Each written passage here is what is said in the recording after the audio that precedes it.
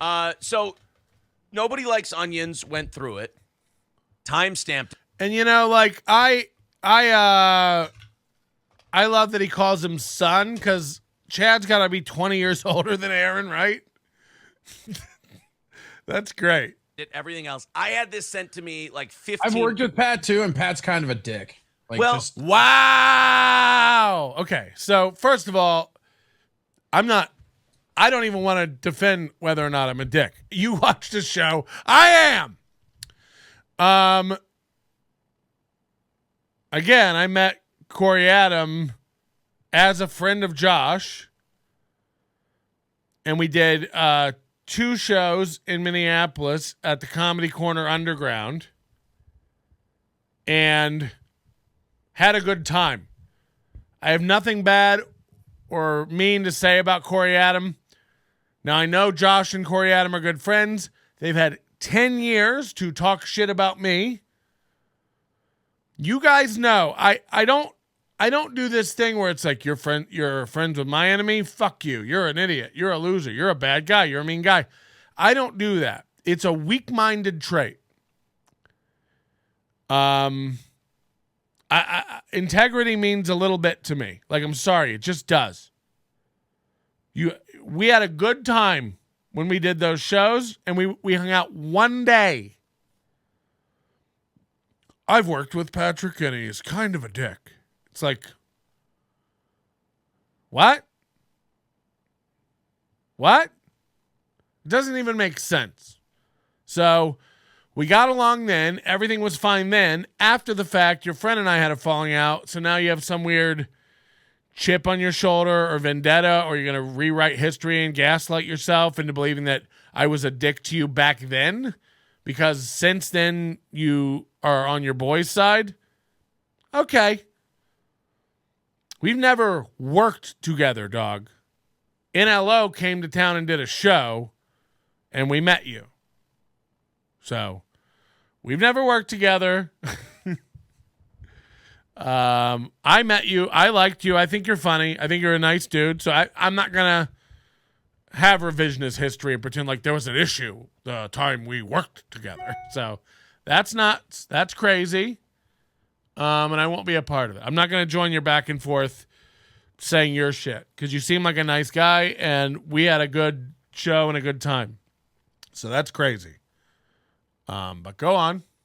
I just saw the chapters in it. I haven't had any time to listen to it. It got sent to me like 15 Yeah, there's no way he could even watch it. And but it looks like he goes heavy. He covers a lot of the steel toe trashing of Chad and not much of the Chad stuff. So I kind of feel like Patrick maybe not that Patrick's a ringside judge that I put a lot of respect into, but it does seem like he feels like steel toe kind of got the better of this thing, which, by the way, if you come away with any take other than that. I mean, that's 100% fair. That's real. Of course. You're making him look retarded. You're making him look insane. I said that in the tweets. I mean, again, you can hate me, Steel Toe, and you can hate me, Corey Adam, and you can lie about some experience you had in your head where Patrick's kind of a dick. Back that up with any story. Let's hear one. Let's hear one little anecdote about how I was a dick, actually. I think I picked up the tab for everyone eating dinner. I think I bought drinks for everyone. At least a lot of people. Not everyone, obviously. Not like fans that came out. I want to hear this. I want to hear the story. Now I'm intrigued. Yeah, I actually worked with Melton. He's kind of a dick. It's like, what? This is like, there's a guy here in town who said that. And it's like, we've never worked together. Or like when they're like, Patrick's actually very mean to the staff at comedy clubs. There's like 4 comics I'd work with in the chat telling you that's not the case at all. What are you talking about? Heavy tipper, going out with them afterwards, drinking, buying weed from them. I'm a good man. Hey, Corey, I've never said anything about you mean, and I really want to know what I did that was dickish. You got me. I got to know now. He's kind of a dick. First of all, nobody's kind of a dick. They're a dick or they're not. People will tell you I'm 100% a dick, or they'll tell you he's not a dick. I'll never be like, that guy's kind of a dick. What did I do? What? I know I hurt your friend and we had a falling out. By the way, you'll never hear me say Josh Denny isn't funny either. It would be a lie. He's a funny dude. He's a funny dude. I treated him poorly. I fucked up that friendship in a lot of ways. I own that 100%. So you're not talking to a guy who has no growth. You're not talking to a guy who doesn't recognize when he does things wrong. And you're not talking to a guy who rewrites history and calls people mean or a dick or not funny just because something happened and we had a falling out. Josh Denny's funny. It's sad that he keeps starting podcasts over and like he's lost. Jesus Christ, is he lost? But funny dude, I would never take that away from him. Like he just is. By the way, give us a like. It would help our algorithm. We need to catch up to steel toe numbers. It's very embarrassing. If I could get to half of what he, gets, that would be great. If I could just make enough to quit my job down at the 7-Eleven hot dog roller. Here we go. Like he does do a lot of weird stuff with his YouTube. These times that where it optically makes nobody like. Sorry. There you go. Do you want to go through some of the chapters here and see if any of this is worth? Yeah, I'm just saying. Like the thing Oh, about no. Pat is that he does do his shit at weird times, and then he also has some paywall stuff. So it's really weirdly deceptive. He's like the only person who's like doesn't care if he looks like he has no listeners. It's really weird. You would think that he would care. What are you talking about? I've never focused on YouTube. I'm trying to figure it out. I'm not good at it. I don't know how any of this works. I haven't figured out clips and super chats and likes. Come on. I don't have a team or anyone good in town to help broadcast. I don't have a Corey Adam to bring in, Come on. He doesn't care if it looks like he doesn't have any listeners. You're goddamn right. Imagine caring what it looks like. There's real life and there's people who care enough to look and see the bigger picture, which is why I'm wrong about a lot of shit and I have to zoom out.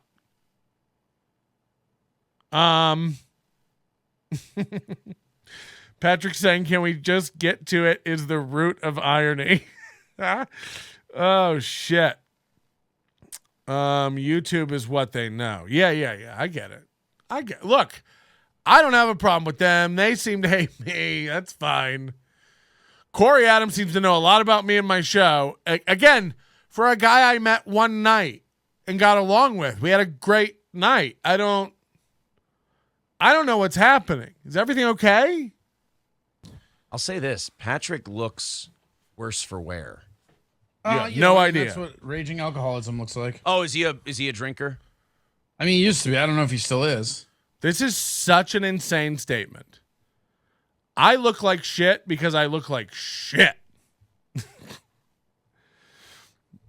You guys know I'll have 2 whiskeys when I come in here at night. I act like a big boozer. I'll let you know. I have 2 whiskeys when I come in here at night. Sometimes, not a lot. And other than that, I don't drink at all. And what's funny is in my 20s, I never drank. And this is by the way, this is what you'll do to Zumach that'll get you caught and people won't believe when you do have valid critiques and insults. So you have to be careful when you're going to say something about a guy that can be perceived as real. Look, I spent 5 days with Chad Zumach. I'm comfortable saying he has an alcohol problem. Find one person, find them and get them on your show who's seen me. First of all, there's like 3 stories in my life. One of them, I'm in a parking lot vomiting and had to sleep the night in my car. And maybe a couple other times. But I don't get sloppy drunk. I know that sometimes on the show I may seem insanely inebriated.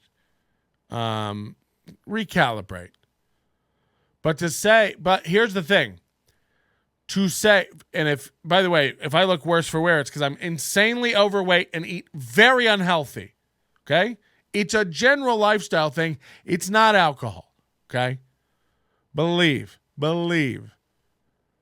There's a reason in my life that, like, I've never had a problem with alcohol. No one will tell you that. That's never been a rumor about me. I don't have any DUIs. I've never, had drunken episodes, places that were embarrassing and I had to take back the next day. That's not me, dog. So it's when you start, because it's a thing you could say about somebody. They could easily go like, oh, Patrick has a drinking problem. Because these guys don't know me. It's like, why's the chip on your shoulder, Corey Adam? What? Who hurt you? Again, Josh and I had a falling out. And by the way, that's stale as fuck.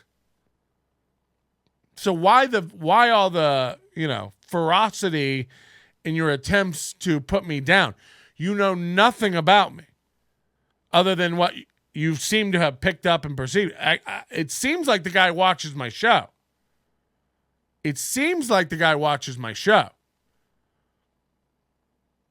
But alcoholic, no. Addicted to weed? Sure was.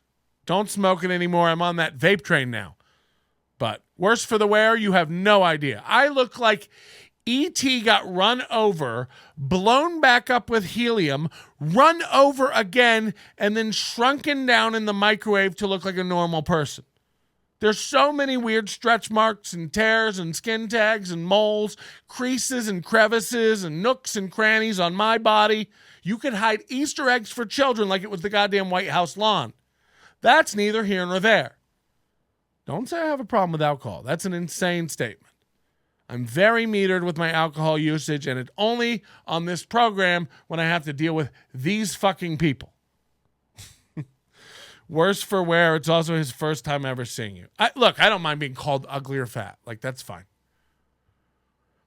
If any of these people want to talk about how I look, you're welcome to. That's not, that's not going to hurt. I've been fat my whole life. You got me. I haven't talked to him. No lie. I haven't talked to him since I worked with him. Like, it has to be like 8 years now. It was when Josh was. It was 11. It was 11 years ago. 2011. 12 years ago. You met me for one night. And yet you know that I have a drinking problem. You know that all this intricate details about how my paywall works. And you know that I'm kind of a dick. Tell one anecdote. Tell one detailed story. Let's hear. Josh was on the show and they did two different separate tours. And I opened for him on both tours. And it was kind of like snotty. Like, I don't know. He's just, wow. To be fair, Corey stayed out of the Chad thing until very recently. Yeah, I don't care. I don't have a problem with Corey Adam. This is my point. Like, I'm not going to rewrite history. We had shows there. I met him. He was a funny dude, and there were no issues. Since then, I have a problem with one of his friends, and his whole opinion and experience of that time has changed retroactively. So who's the stable individual? Okay. Well, you did. He was such an asshole. You went back for more, eh? Got it. How can people be so wrong about people? Like, that takes a lot of intention and narcissism for you to even formulate that as a default for people. Again, you watch Chad, he gives you reason to believe those things. Sure. Chad will literally say out of one side of his mouth, we've seen it, oh, I don't know that, I don't watch any of those shows, and then he'll go on and on in detail. Again, like Corey Adam about my Patreon. Like, oh, okay. You know all about my paywall? It's like, okay. But you don't watch it or know anything about it. He's kind of a dick, and he's a little salty and kind of a princess. I don't really know anything about it. I did 2 tours with him, but I don't really... What? Well, He's like, one of those guys. He started out on Earwolf. Like, so it's like the thing about Pat is that I've never been on Earwolf in my life.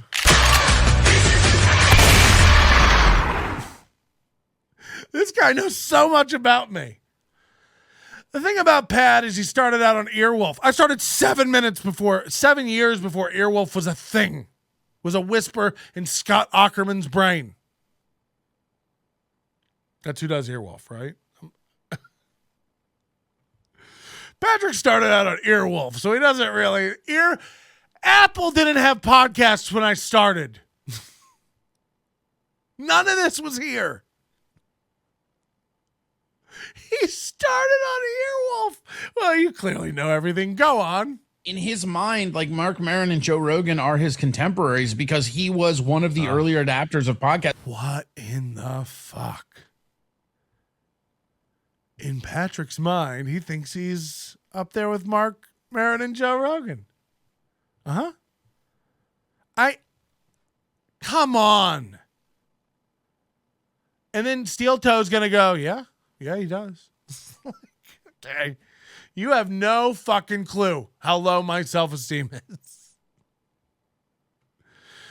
And you got to remember, in his mind, he thinks he's Joe Rogan. It's like, oh, that's a good point. Yeah. Like, say whatever you want about Nobody Loves Onions, and people will. It was one of the first big podcasts ever.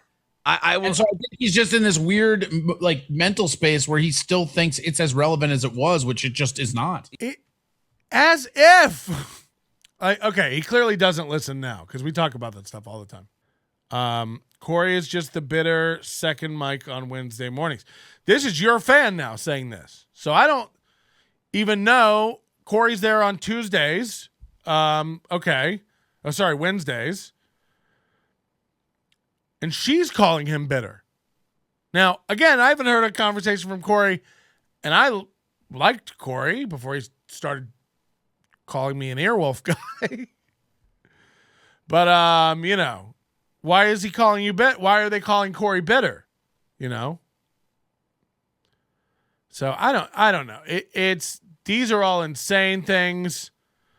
Not mine. My mechanic that I found down here, it's like he's awesome and he's honest. Like, he gives me the cheapest rates on blinker fluid. He's replaced the deadbolt in my muffler at least 8 times, but it's not his fault. It's just hard because there's a lot of friction on the Texas roads. Yeah, a lot of moving parts. Yeah, he sounds like a straight shooter. All right. Seriously, though, the cheapest blinker fluid replacement I've ever bought. He tried it again. He circled back to the blinker fluid joke. Great. That's good. I'm glad they're not ripping you off. But I got to trick the algorithm into keep promoting it to new people. I got to trick, it's a lot of, and I'm certainly not good at it. I've only been doing it for a couple years on the YouTube. I missed, I peaked too early.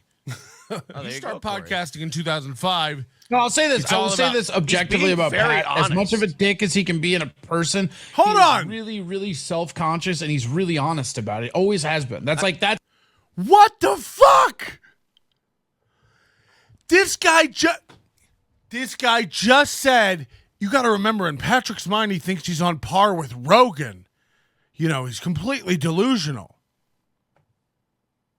In his mind, like Mark Maron and Joe Rogan are his contemporaries because he was one of the earlier adapters of podcasts. He's just in this weird, like, mental space where he still thinks it's as relevant as it was, which it just is not. I will say this objectively about Pat. Honest. As much of a dick as he can be in a person, he's really, really self-conscious, and he's really honest about it. Always has been. And now he's saying, unless this is more ball busting. That's his biggest strength. Like, when Nobody Loves Onions was fucking the show it was, again, like 8 years ago, it was all around Pat being super honest with his surroundings. Like, he is one of the best at being self-aware. Yeah, this is actually like Wow. Oh my God, it's almost like just telling the truth is all you fucking idiots. You'll all be worshiping my altar when you're dead. Not mine. My mechanic that I found down here, it's like he's awesome and he's honest. Like, He gives me the cheapest rates on blinker fluid. He gives me the cheapest rates on blinker fluid.